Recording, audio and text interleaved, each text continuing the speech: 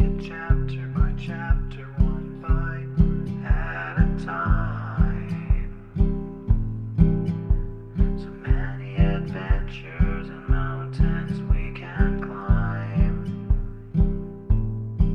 Take it word for word, line by line, one bite at a time.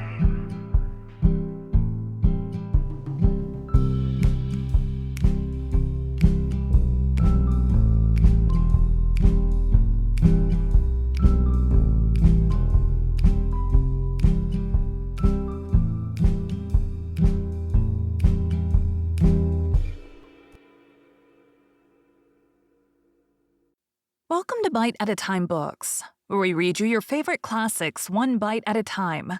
My name is Bree Carlile, and I love to read, and wanted to share my passion with listeners like you.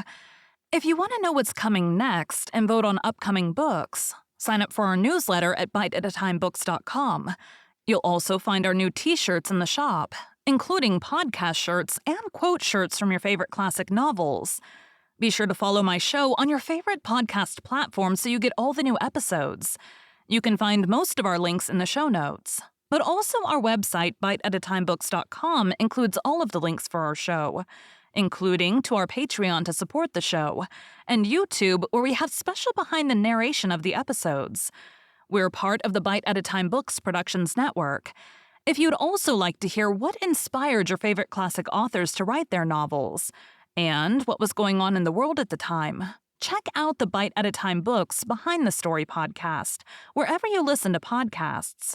Please note, while we try to keep the text as close to the original as possible, some words have been changed to honor the marginalized communities who've identified the words as harmful, and to stay in alignment with Bite at a Time Books' brand values. Today we'll be continuing Les Miserables by Victor Hugo. Chapter 3. He is agreeable. In the evening, thanks to a few sous, which he always finds means to procure, the Nuncio enters a theater. On crossing that magic threshold, he becomes transfigured. He was a street Arab. He becomes the Tai-Tai.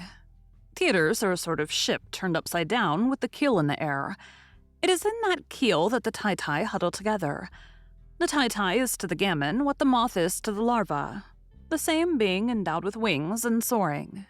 It suffices for him to be there, with his radiance of happiness, with his power of enthusiasm and joy, with his hand-clapping, which resembles a clapping of wings, to confer on that narrow, dark-feeted, sordid, unhealthy, hideous, abominable keel the name of paradise. Bestow on an individual the useless and deprive him of the necessary, and you have the gamin. The gamin is not devoid of literary intuition. His tendency, and we say it with the proper amount of regret, would not constitute classic taste. He is not very academic by nature. Thus, to give an example, the popularity of Mademoiselle Mars among that little audience of stormy children was seasoned with a touch of irony. The gamin called her Mademoiselle Mooch. Hide yourself.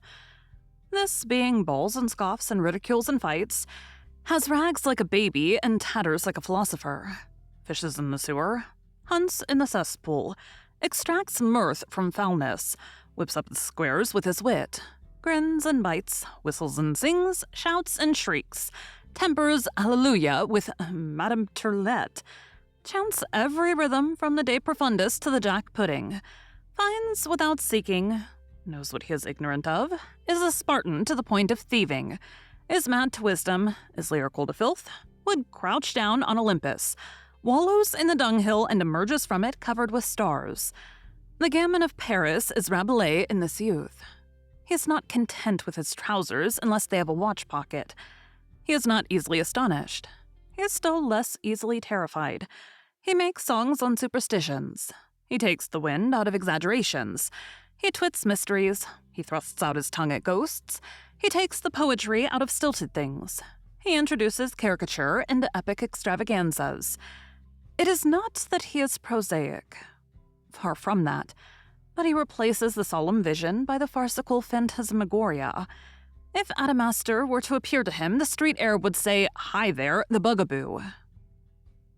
Thank you for joining Bite at a Time Books today. while we read a bite of one of your favorite classics. Again, my name is Bree Carlile, and I hope you come back tomorrow for the next bite of Les Miserables. Don't forget to sign up for our newsletter at biteatatimebooks.com and check out the shop. You can check out the show notes or our website, biteatatimebooks.com, for the rest of the links for our show. We'd love to hear from you on social media as well.